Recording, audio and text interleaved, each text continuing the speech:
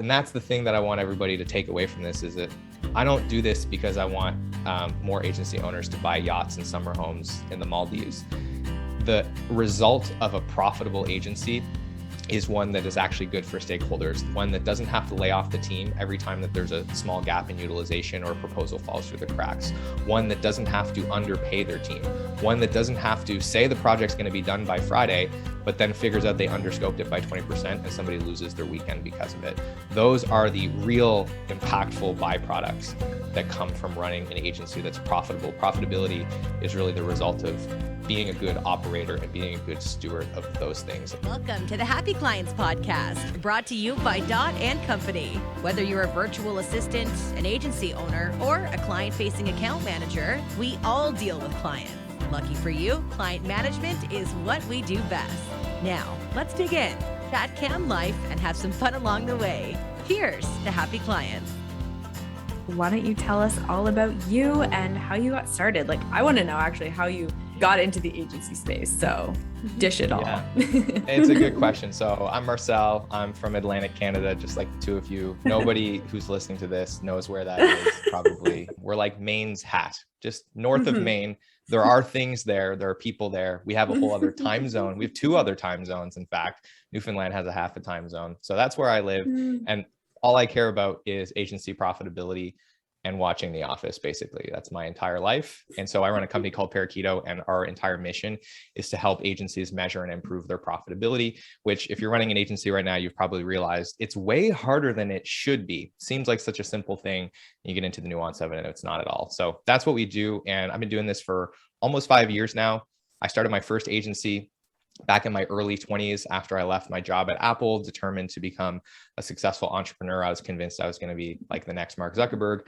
And 6 months into running my first agency, I ran into the challenge of not being able to get enough margin to scale my service business. And luckily at that time, I just had a head for numbers. And so I was able to figure that out, and I walked away from the business because of that. That's where I got in touch with the challenge.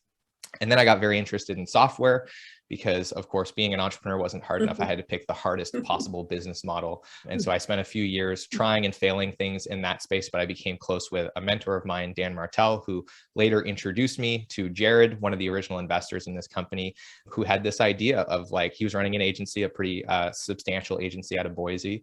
And he said, man, I spend so much time and my team spends so much time in spreadsheets every week, just trying to answer simple questions. I can't find a good solution. There's got to be a better way to solve this. And that incubated what is today Parakeeto. And that's kind of how we went down this path together. I love all of that. I think it's definitely something that needs to be talked about and isn't always discussed, especially with people even starting out new. But you tell me who your avatar is, who is coming with these questions, with these problems that you're solving. Yeah. So we kind of have two avatars, and this is because we treat our marketing like a product. We believe that our marketing should serve more people than our actual paid products ever do because it's free and it can reach more people. And so anyone that is running a service-based business is our avatar for our marketing and our free tools and our free content. But the people that will typically engage with us in a paid engagement are starting to feel a lot more pain when they're reaching double-digit headcount, so right around 10 people, up to about the point where they can hire a legitimate C-suite and spend 200, 300 grand on, a senior operations leader. So that's usually around 50, 60, 75 employees plus.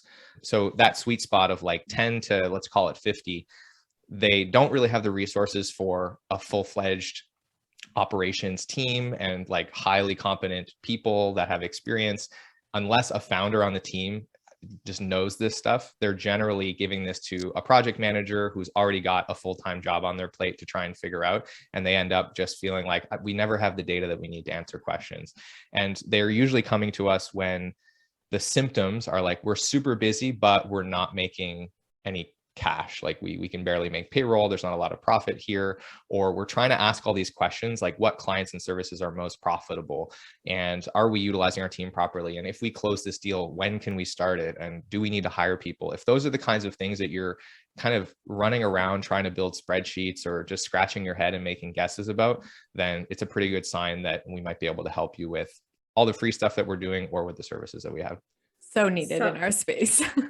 Yeah, I was just like, wow, because we're always talking to people that are definitely entrepreneurs, you know what I mean? Like that very creative person, maybe, organization is needed and getting things into one place and really getting that streamlined to a place that is so beneficial to them. Like that is definitely a market that we're tapped into for sure. So speaking of all those things, Marcel, and you said a really great word that I know everybody's clinging to, but being a profitability, starting with, I guess any client that's coming to you or an agency that wants to, of course, make as much money as possible, but where should they start and what should they charge when they're kind of, I guess, ready to scale or even starting out? I guess it's both, right? Yeah, it's a huge question, but we'll start with projects. We'll start with, if you're experiencing indigestion, you should probably start with what you're eating. And that's kind of true about the agency as well. So I think one of the first things I want to make clear before I get into this is the way we want to measure profitability and efficiency on projects is often different than the way we want to look at it at an agency level. There are common building blocks and there are common concepts that we can look at across the two, but the context is different. And I think the best example of this is I see a lot of agencies spending a lot of time and a lot of energy trying to figure out what their net profit on a project is, which is a fundamentally flawed concept. Like nobody should be trying to do that. There is no such thing as net profit on a project unless your entire agency opens and shuts every time you get a new project. If that's not the case, and I'm imagining it's not for most of you, then that's not a thing that you should really be trying to get to. You've probably noticed there's a lot of time and effort, and it doesn't really get you any additional insight. So thinking about a project, how profitable should a project be? Generally, our rule of thumb is you want to be above 60% delivery margin on a project. Let's talk about what that actually means, because that sounds simple, but the questions underneath that are, okay, well, what do we consider revenue? How do we calculate our revenue? And then what do we consider a cost related to that? So revenue, we need to do a little bit of treatment to, and we need to isolate what I call agency gross income, and credit to Drew McClellan for popularizing this concept. What is the amount of revenue that a client is paying us that is actually our responsibility to earn, that we are liable for the profitability of? So I'll give you a really simple example. If I'm managing a Facebook ad campaign for a client and there's $10,000 in ad spend and then a $5,000 service fee, then I'm working on a $5,000 contract as it relates to AGI. That $10,000, it's passing through to Facebook. It's not my money. The amount of time I spend on the account does not influence that number. Other examples of pass-through expenses would be print budgets, perhaps external contractors, vendors, white label partners, production companies that you're outsourcing work to. You are accountable for the markup and whatever additional fees are left over. And the efficiency of how you earn that revenue comes down to how much time and cost you have to invest to get the deliverable done for the client. So first step in this equation of delivery margin is, what is our AGI? Then we want to pay attention to costs. So what do we consider a delivery cost? All of the direct time and the direct expenses that are related to that particular project. So the simple way to figure this out is, how many hours did we work? What is everybody's cost per hour? And then we want to make sure that the margin on that, when we're setting the price for the client, is at least 60% or higher. Now, there's some nuance here. There are times when, and this is when we start talking about agency context, our utilization is crap. If I don't close this project, my people are going to be sitting on their hands. In that case, we can start having conversations about discounting, but we want to be still clear about the decision that we're making and what that actually means. So like, are we going to work for $15 an hour? Maybe that's a better option than not having any work to do, but like, we still want to make sure that we're clear on what the pricing decisions or scope decisions that we're making, what kind of impact they have on the expectations of a project at onset. So helpful. And you did touch on this a little bit, and I'm sure there's different things depending on different agencies, different circumstance, but like, can you even ballpark margins for people? Like what would be, I know you said 60%, but like what sort of is that healthy world to be living in when it comes to margins? Yeah, so there's a difference generally. There's generally going to be a gap between what you see on a project basis and what you see on your profit and loss statement in the agency, because of course you have to account for two things: inefficiency in the delivery org, which is normal. Not everyone's not going to be 100% billable all the time. You have managers and you have other people that are there that aren't going to be super billable, but are required for a healthy functioning delivery team. And you're going to have utilization go up and down. You're also going to have shared delivery expenses. So things that are not directly related to a client, but that you need to pay for to run the delivery team, like your Figma subscription, your project management tool, your time tracking tool, your stock photo library, et cetera, right? So we all know what those things are. So generally, when you look at the P&L, this is kind of what you want the breakdown to look like. Ratio of top line revenue to AGI doesn't matter. Depends on your business model. Maybe you outsource a ton of stuff to white label partners. Maybe you do video production with huge production partners, or maybe you don't have any outsourced labor. That doesn't really matter. What we all want to get clear on is what is our AGI? That's the number we should be comparing to other agencies with. We want generally to be above 50% delivery margin relative to AGI on the P&L. So we assume that we're going to lose sometimes 10 or up to 20% of our per project margin on the P&L. And a lot of that's going to come down to utilization. That's going to be the big decision maker in terms of how much of a loss are we going to have between project and P&L level delivery margin.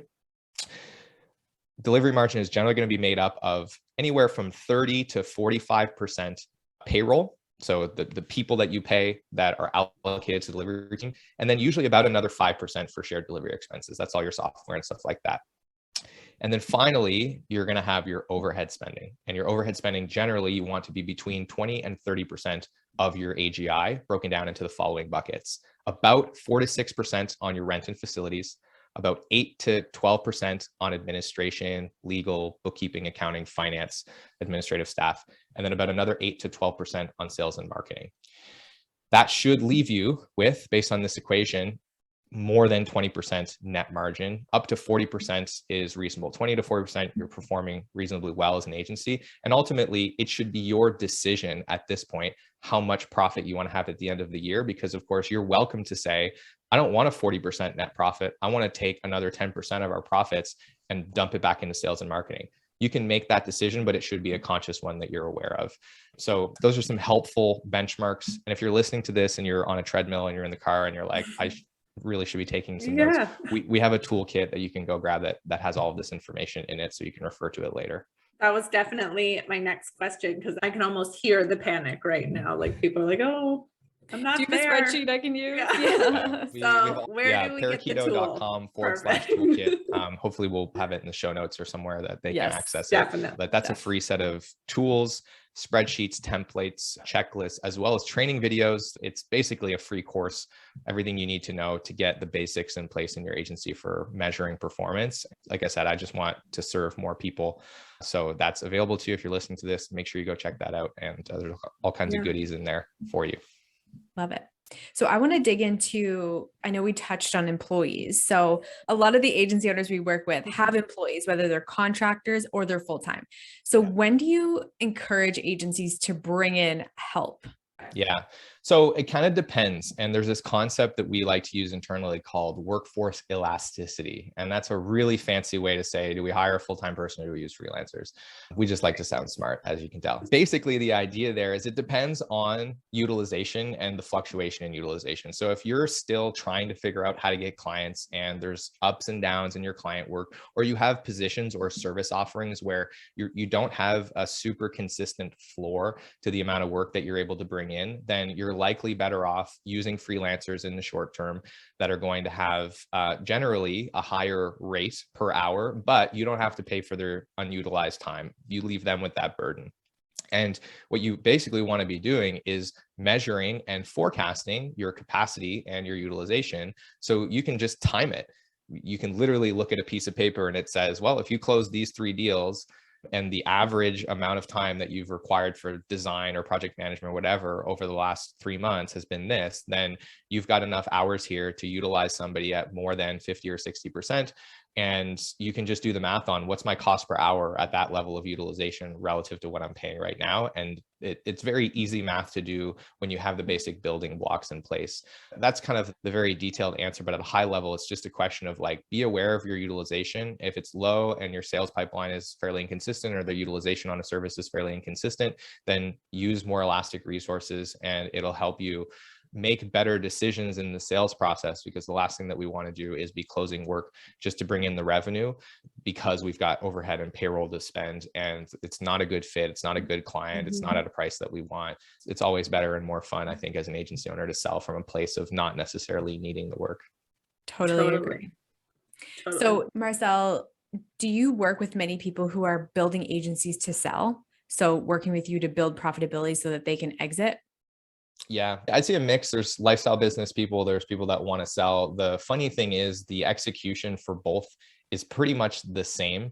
There are some, nuances towards the time when you're going to sell the business. There's probably some decisions about how much profit you're going to take out or how much you pay yourself as a founder on the payroll versus dividends. And like, there's little nuances, but generally speaking, if you want to maximize your valuation as an agency, you want to have strong net profit, strong EBITDA, because you're going to be valued based on a multiple of that in most cases. And if you're running a lifestyle business, then of course you want a ton of cash flowing out of that business to compensate you for the risk that you took and to fund your lifestyle. And you probably also want to spend as little time managing that asset as possible. So that comes down to having healthy systems for measuring performance, keeping track of things, keeping the team accountable, and of course, having great process and things as well. So I do work with people with the strategy, the fundamental strategy, and the stuff that most people listening have to be worried about. It's pretty much the same execution in both cases. It's really only when you're in those last couple of years before you sell the business that there are small nuances you need to pay attention to, in my experience. I mean, an overarching theme of just knowing your numbers and knowing what's happening in that space, which I think just baseline speaks to a lot of people that have landed here today. But what are those key sort of pieces to the profitability puzzle that people should 100% know all the time? Let's unpack this. We've talked about the financial metrics, and I think that's the lowest hanging fruit for most people listening, because you probably already have QuickBooks or Xero or Wave or some accounting tool. You might already have a bookkeeper. You might already have an accountant. Like, that's usually one of the first things you're going to take off your plate as a founder. And that's one of the first places that you're putting together data that you might be able to look to get some information back about your performance. So the things I talked about earlier, you should be able to extract those from your financial statements. So there might be a conversation with your bookkeeper or your accountant about, hey, how can we isolate the amount of payroll that's going to delivery? It's the best way to do that. That's a very nuanced conversation, but we won't get into it. How do we isolate or categorize our expenses such that we know how much is going to facilities, sales and marketing, admin? And that can be a chart of accounts configuration thing. It can be layer on classes. There's lots of different ways to skin the cat. Apologize for the terrible analogy, but that's probably the first place to start. And just make sure you can see what's my AGI, what's my margin on that AGI, and how much am I spending on overhead in these three categories. If you have that, then it's a great starting point. That's the low hanging fruit. How frequently? Yeah. I mean, basically monthly, I think on financials is feasible for most people. Okay. Because beyond that, like, you're generally gonna have to pay for it. And so it's fairly expensive. Like, this is one of the big issues that I see is a lot of people think that you can get all the insights that you need to run a really scalable agency from financial data. And the reality is that you can't just from financial data. It needs to be augmented with operational data. And the additional cost and complexity of trying to get 100% fidelity from an accounting system is massive. I think people really underestimate that. Like, unless you want to be spending $6,000, $8,000, $10,000 a month on financial services, then QuickBooks is not going to be the place that you're going to have the source of truth for the complete operations of your business. But it can be a source of truth for very inexpensive, for a monthly check on directionally where you're going, maybe bi-weekly if you can get a good deal on bookkeeping. Most people, it's going to be a monthly cadence. I recommend minimum quarterly, get a touch point on how you're performing on those metrics. Now, that's the whole problem with financial data, right? It's complicated, it's expensive, you need professionals to do it. So how do we get more frequent touch points? How do we get more shots on goal when it comes to our performance? And that's where I want to get into 3 metrics that are much easier to track and that you can start looking at today and be looking at on as tight as a weekly or even daily cadence, depending on what your workflows are internally. And so there's 3 things that we want to be measuring. The first is earning efficiency.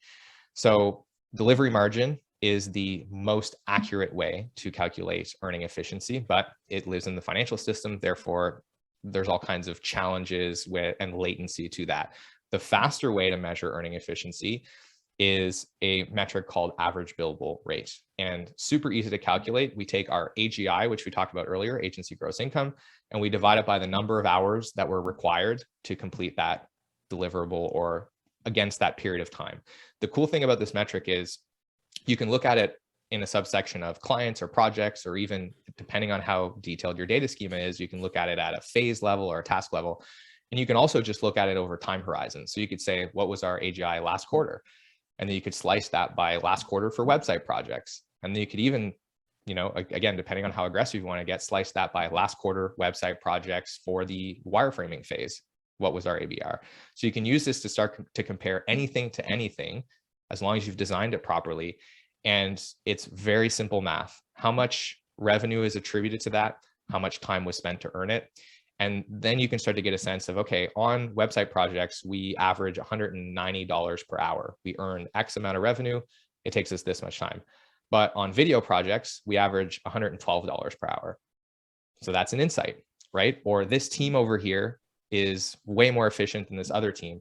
And if you understand your average cost per hour, now you can get a quick read on what your delivery margin is without even looking at your accounting software. So if you know, for example, our average cost per hour is $50 per hour and we're averaging $100 per hour, then you know, okay, we're averaging about a 50% delivery margin. That probably needs to come up a little bit, but you can get a directional read on it, and you can do it quickly and easily and simply, and use that as a way to start getting a sense of what's going on and comparing earning efficiency. So that's kind of the first key metric that everyone can take and implement today. Utilization. This is the function of how much of the time that we're paying for are we actually deploying against earning us revenue, ideally at the average billable rate that we're targeting. And so that's, again, a simple calculation. And utilization is one of those things that if you Google it, you're probably going to get a dozen different answers as to how it's calculated, because we get into the conversation of like, what is capacity and what is a billable hour? So I'll give you our definition, and I can even explain to you why we defined it in such a simple way. But it's gross capacity relative to delivery hours or billable hours. So gross capacity is the total amount of time that is being paid for somebody to work for you. So if I hire a full-time employee, usually that's 2,080 hours per year, 52 weeks a year, 40 hours a week. And now I know what you're thinking if you're listening. Well, what about vacation time and paid time off and holidays and sick time and the foosball tournament we had on Friday? Don't strip any of that stuff out, because as soon as you start to add that detail, then every week calculating this metric becomes hell. Oh, well, Sally was off and she took a half day, and, you know, Taylor had a dentist appointment. So like, and it becomes far more nuanced than it needs to be. And I also believe that you're limiting the level of insight that you get from the metric, because it doesn't give you insight into team composition and cultural issues that might be pulling down your utilization. So total time, don't filter out non-billable team members, don't filter out non-billable time. Look at your gross capacity and then measure it based on how much of that time was billable. What's a billable hour? Any time that was required against a client project. Doesn't matter if it increased or decreased the amount of money that they paid you. If you had to spend the time to move a deliverable forward, to move a project for a client, it's billable. It's that simple. Okay, that's awesome. And what about if you have a high-level manager? How does that kind of fall into this? Yeah. People that are not actually like a billable person. Yeah, I mean, so their time, it's going to depend on how they track their time. But generally speaking, if they're not working directly on a client, then their time is not billable. So this is the thing that I want to actually zoom out a little bit. This metric gets used wrong all the time. People give it to their delivery team and they say, you need to be 75% billable. And that's why the definition of a billable hour starts to change, because then all of a sudden Taylor starts saying, well, this isn't fair. I got asked to work on the company website, and now my billable hours are down because the company website's not a client project. So then the definition gets changed to say, okay, well, productive time is now billable.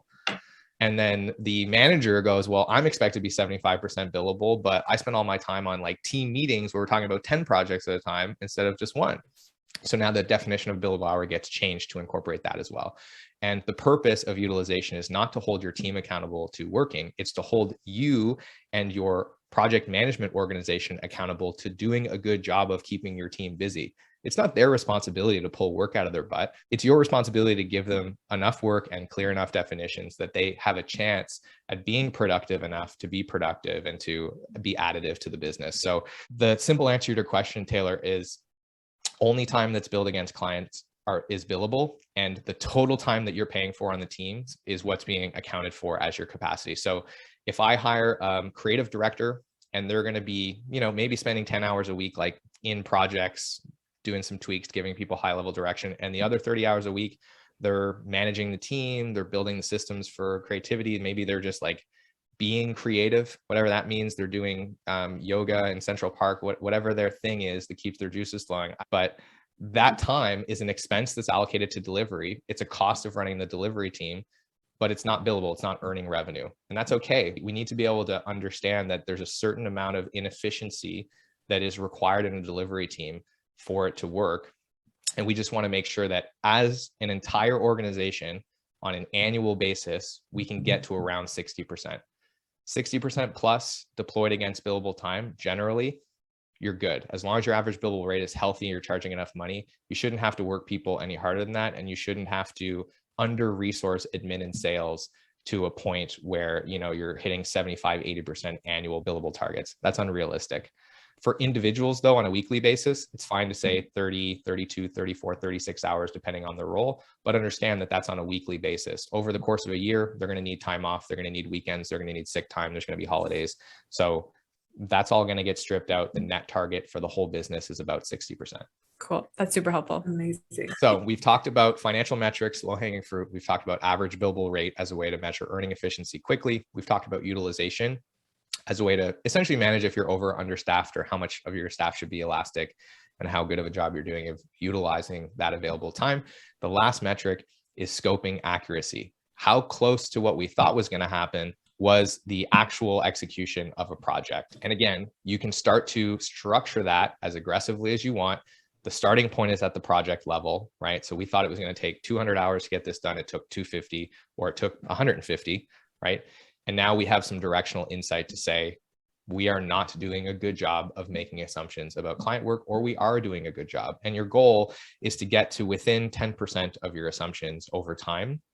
And if you have a service offering that is just not able to get there because the risk or the type of problem that you're solving is just inherently risky, then you might want to explore a different pricing model that helps you share more risk with the client. And that's a whole other conversation that we can have. But scoping accuracy is key, because we need a feedback loop to make our estimates more accurate if we're going to build an operations system. Because if we think about this for a moment, what is operations? What's the ultimate goal of operations? It's to help us make better decisions about the future, when to hire people, how much to charge for clients, when we can start work, when we need to fire people, what processes and stuff we need to invest in to make the business more efficient.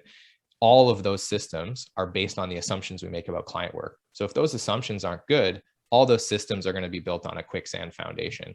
And this gets overlooked. Everybody jumps to let's resource plan and let's forecast our capacity and figure out like skills matrix. And it's easy to start to kind of blow this up. But until you've addressed how you create and structure assumptions about client work, it's not going to be good. And it's very hard to get better at that unless you have feedback on, we thought it was going to take this much time and it actually took this much time.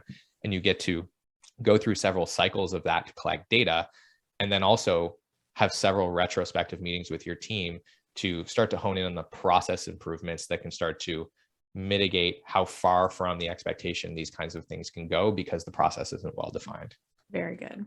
So I want to dig into how you actually help agencies. So if I'm an agency owner, I'm like, Marcel, that just went so over my head. I have no idea what the heck I'm doing. Like, how do you actually go about helping an agency? Yeah, it's a good question. So it starts with all the free tools, and make sure that you go check those out. And that'll give you a little bit more purview into our thinking. But in terms of service offerings, we have a process that's designed to completely solve this problem from our perspective in a way that no one else is really doing, but it has eject buttons at many steps along the way. So you can just get the amount of help that you need and then carry it forward. And I would say that for some agencies, like our whole process is overkill, and it's probably too much money as well, but it starts with the core of like, we have an initial phase, which is an audit. And in that audit phase, the objective is to figure out, what is the problem? Why are you not as profitable as you'd like to be? Exactly where is that money being left on the table and how much? So one of the outputs is literally like, your average billable rate is this. It should be this. Last year, you lost $200,000. Over the next 12 months, you'll lose $326,000.83 if you don't fix this problem. Your utilization problem costs you this much. Your financial management problem costs you this much. So we're able to tell you exactly where the loss is. And then we're able to provide strategic recommendations on exactly what you should do and in what order, because we can tell you, you have all these leaks in the bucket, but we also should be telling you, and we do in the audit, which one you should plug first, second, third, fourth. And that's a much more strategic exercise. And then finally, what are the things that we recommend you do from a process and from a data perspective to close the gap? From that point, the client can take that insight and they can run with it and do their thing, or they can engage us to go into phase 2, which is what we call our strategic design phase. So that's where we go super deep into, okay, let's design the ultimate data system for your business, starting with what is your business? What services do you sell? What problems do you solve? How do you think about staffing them? What's the delivery model? What's the pricing model? Are you using the right pricing models? What's the contract language and structure? That will help us understand what are the questions that we actually need to be answering on a day-to-day basis with reports to help you make better decisions. Because unless we understand the business model, then we're only really guessing at those things. Once we understand what the questions that need to get answered are, then we can understand, well, what does the data structure need to be in order to give you that report? So as an example, if you run a creative agency with 3 departments, you have a video department, you have a paid media department, and maybe you have a creative department or something of that nature. And you're saying, okay, well, we need to be able to measure average billable rate for the agency by department, and then within each department by service offering. Well, okay, now we need to go and design a data schema that has those objects in it and an estimation process that is able to break down assumptions about time and money in those levels as well. So we go from the business model to the requirements, from the requirements to the data schema. And then finally, we go and we look at tools after we've done all of that. And this is the thing, right? Everybody asks me on the podcast, what's the tool? The tool doesn't matter until you know what you're trying to achieve. So then we go look at tools and we ask 2 questions. Are the tools that you have today capable of creating data that's in this format? And if not, which tools are? And there's also a strategic question here about like, what is the right way for you to track time? Should you be using timesheets? Should it be resource plan based?